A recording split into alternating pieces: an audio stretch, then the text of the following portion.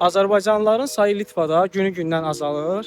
Buna səbəb bir dil faktorudur. İkinci də ki, viza məsələlərinin çətinləşməsidir.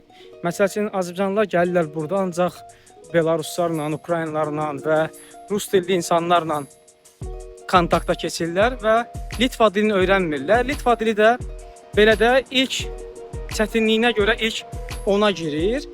Ona görə də öyrənmirlər və dil bilmədiklərinə görə 2027-ci ildən yeni qanuna əsasən servis sahəsində işləyən xaricilər A1 dili səviyyəsində Litva dili bilməlidir və beləliklə Azərbaycanlılar da çox Rus dili istifadə edildiyinə görə, öyrənmədiklərinə görə, yəni o sahələrdə işə alınmayacaq və alınmır.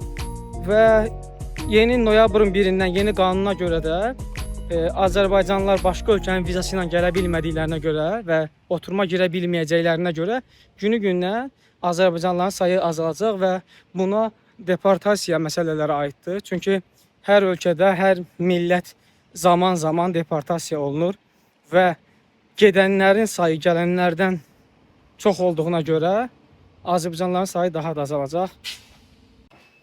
Bəs deyirsiniz ki, Dənizəfər, bu məlumatı bildik. Bizə bunun xeyri nədir?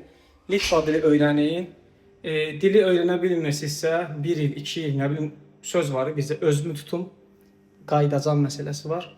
Əgər o planla gəlmirsinizsə, bir müddət işləyə bilərsiniz, amma bundan sonra gələnlər belə servis sahəsində dillə bağlı çətinliklə yaşayacaqlar. Dili öyrənin.